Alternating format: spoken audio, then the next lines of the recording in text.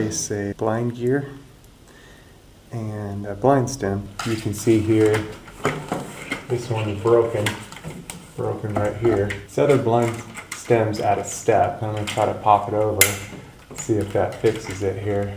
If I can get full rotation, then we're good there. So that looks good. But this broken stem, I mean, yeah, you could finagle this and hang this on here, but that's not really right. It's going to keep falling off, and the blind's not really going to sit right. So anyway, what you do is pop this stem out. Now, this would also be if your stem wasn't turning at all, or if it kept popping at a step, this would be the repair you want to make. I'm going to pull off a couple of these just so you can see a little better what I'm doing here.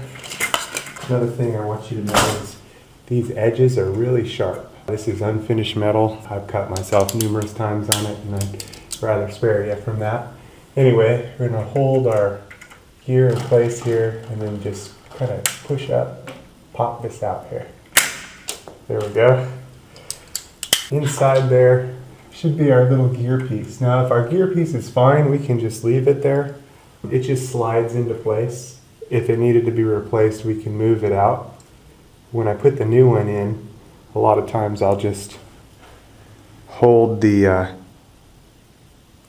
gear piece against the stem with one hand and put the whole thing in there and pop it in there. I'm going to see if I can just pop this one in this time, and I'm going to try to match my angle on these two. So anyway, pop it in, there we go. It looks like it might be one spot out of place, but anyway, let me put it up and see how it goes. Now, sometimes it's a little tricky to get the gear piece in there, and what I'll do is I'll use my pliers like this. I'll hold it with my pliers. Here we go. See, like that? And then I'll set the piece up inside there, and then set my stem behind that. Let's put these back up.